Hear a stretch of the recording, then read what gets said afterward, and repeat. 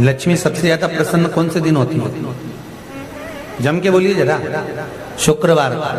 तो शुक्रवार को लक्ष्मी सबसे ज्यादा प्रसन्न क्यों होती है? उसका प्रसन्न होने का कारण क्या था? लक्ष्मी जी के दो भाई थे, दोनों की शादी नहीं हो रही थी, दाता और विधाता, दोनों का विवाह नहीं हो रहा। और दाता विधाता के लिए लक्ष्मी बड़ी परेशान थी, रोज नारायण से कहती थी प्रभु कुछ कृपा करिए, दाता विधाता का विवाह नहीं हो रहा, उम्र होती चली जा रही, इनका कुछ करिए प्रभु, आप नारायण आप कुछ तो कर सकते हो। भगवान नारायण ने तब लक्ष्मी से कहा एक काम करो, बेलपत्री के पेड़ के नीचे बैठकर लक्ष्मी तुम अनुष्ठान करो तुम्हारे भाइयों के विवाह के लिए। इसलिए आज भी हमारे हिंदू धर्म की रीति है कि बेलपत्री के पेड़ के नीचे शाम के समय लक्ष्मी का वासा होता है। इसलिए लोग इस बेलपत्री के पेड़ के नीचे तुम्हारा रात्रि को शाम को 6 बजे से लेकर रात्रि को 8 बजे तक तुम्हारा निवास होगा। जैसे पीपल के पेड़ में देवताओं का निवास, आपको आप लोगों ने यदि पद्म पुराण पढ़ी होगी या सुनी होगी तो उसमें स्पष्ट कहा है, पीपल के वृक्ष की गणना ध्यान देना, पीपल के वृक्ष में सुबह 4 बजे से लेकर 7 बजे तक ब्रह्मा जी का वासा होता है। पीपल के वृक्ष में सुबह 7 बजे तक ब्रह्मा जी का वासा, 7 बजे से लेकर 10:30 बजे तक पीपल के वृक्ष में भगवान विष्णु का वासा होता है। कितनी बजे तक? 10:30। 10:30 से लेकर 11:30-12 बजे तक पीपल के वृक्ष में पितरों का वासा होता है। इसलिए हमारे यहाँ पितरों को श्राद्ध पक्ष में जो भोजन कराया जाता है वो 10:30 से 12 के बीच में कराया जाता है। 12 बजे के बाद पीपल के वृक्ष में दोपहर के 1:30 बजे तक आहूतों का वासा रहता है। आहूत कौन? जो गर्भ में शांत हो गए, जो कुंवारी अवस्था में शांत हो गए, जो जन्म लेने के बाद उनका विवाह नहीं हुआ और शांत हो गए, उन आहूतों का वासा उस पीपल के वृक्ष में दोपहर में 1:30 बजे तक रहता है। उसके बाद में प्रेतों का वासा चालू होता है। इसलिए दोपहर के समय पीपल के पेड़ की परिक्रमा नहीं होती। फिर शाम को 4 बजे से 7 बजे तक पीपल के वृक्ष में शंकर जी का वासा होता है। इसलिए शाम के समय पीपल की परिक्रमा नहीं होती। 7 बजे के बाद में पीपल के वृक्ष में रात्रि को 9 बजे तक कुबेर का वासा होता है। फिर 9 बजे के बाद में प्रेतवास चालू होता है पीपल के वृक्ष में। उसी तरह बेलपत्री का जो वृक्ष है, उस बेलपत्री के वृक्ष के नीचे रात्रि को 8 बजे से लेकर 12 बजे तक बेलपत्री के पेड़ के नीचे कुबेर का निवास होता है। महाराज, कुबेर का निवास। प्रयास करा करो इसी बेलपत्री के पेड़ के नीचे हम दीप लगाएं, घी का दिया। यदि संपदा की कमी हो तो, अगर भगवान ने खूब संपदा दी है तो भले मत लगाओ, कोई दिक्कत।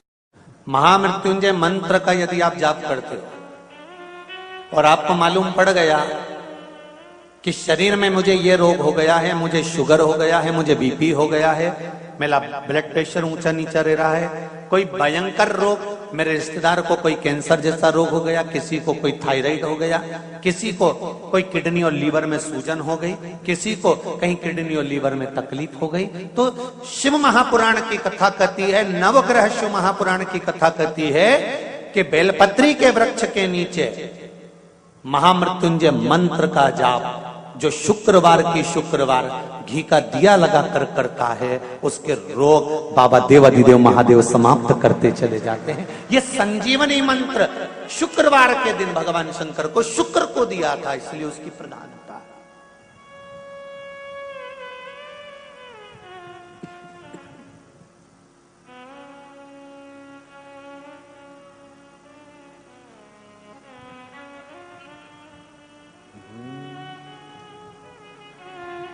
ये वो संजीवनी मंत्र। शुक्रवार के दिन बेलपत्री के वृक्ष के नीचे बैठकर घृत का दिया लगाकर शरीर में जो रोग है उसका स्मरण कर कर शंकर जी से विनय कर कर, हे भोलेनाथ आपने शुक्र देवता को संजीवनी मंत्र दिया है, तो क्या आप मेरे को वो मंत्र प्रदान नहीं करोगे? मेरे रोग, मेरी बीमारी, मेरे दुख को आप नहीं हरोगे? शिव से कहो ये शरीर आपने दिया है और भजन करने के लिए दिया है, स्मरण करने के लिए दिया है, कीर्तन करने के लिए दिया है, तो संभालोगे भी आप। और बेलपत्री की ओर मुख कर कर घी का दिया लगाकर महामृत्युंजय मंत्र का स्मरण कर लेने पर धीरे धीरे धीरे धीरे धीरे धीरे वो रोग समाप्ति की ओर आता चले जाता है। शंकर भगवान को तुलसी नहीं चढ़ती, केवल एक बैकुंठ चतुर्दशी के दिन चढ़ती है, वो भी रात्रि के समय पर 12 से 4 के बीच में। पर शंकर भगवान को तुलसी नहीं चढ़ती। पर पद्म पुराण कहती है कि शंकर भगवान के मंदिर के बाहर जो तुलसी का वृंद लगाया जाता है,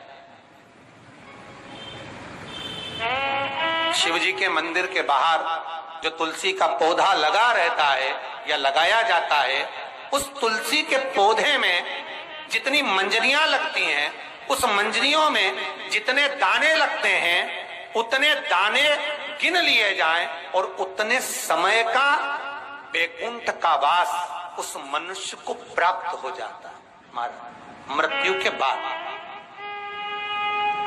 कितना विचित्र बात है, शंकर को तुलसी नहीं चढ़ती, पर शंकर के दरवाजे के बाहर शिव के द्वार पर जो तुलसी का पौधा लगा है, किसी ने लगाया है, किसी ने रोपित करा है, उस पौधे में जितनी मंजरियां लगी हैं, उस मंजरियों में जितने दाने लगे हैं, उस दाने जितने हैं उसको काउंट करा जाए, उसके बराबर उतने ही 1000 वर्षों तक उस जीवात्मा को बैकुंठ का वास मिलता है। क्यों?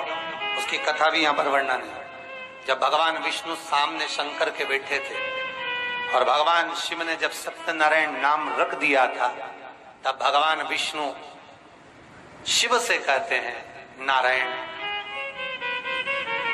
भगवान शंकर से कहते हैं भोलेनाथ, त्रिकालदर्शी, कैलाशी, अविनाशी, हे शिव। मेरे सारे विग्रह के साथ में लक्ष्मी मेरे साथ में। बहुत ध्यान देना महाराज, मैं अगर नारायण रूप में हूं तो लक्ष्मी मेरे साथ में, मैं राम रूप में हूं तो सीता मेरे साथ में, मैं कृष्ण रूप में हूं तो राधा मेरे साथ में, मैं रंगनाथ रूप में हूं तो गोदा मेरे साथ में लक्ष्मी सदा विराजमान है। पर आज आपने मेरा जो सत्यनारायण नाम रखा है, मैं अपना संग किसको ले? तब भगवान शिव ने कहा, आप जब बाहर निकले जो रोपित मिले बस वही आपको समर्पित हो। तुलसी का पौधा रोपित था, उस तुलसी के दल को भगवान नारायण ने अपना संग बनाया। और बहुत ध्यान देना, सत्यनारायण की कथा हो, चाहे भागवत की कथा हो, चाहे विष्णु पुराण की कथा हो, इन सभी कथाओं में सबसे ज्यादा प्रसाद की महत्वता नहीं है जितनी तुलसी के दल की महत्वता है। क्योंकि सत्यनारायण के साथ में हरि के साथ तुलसी का स्मरण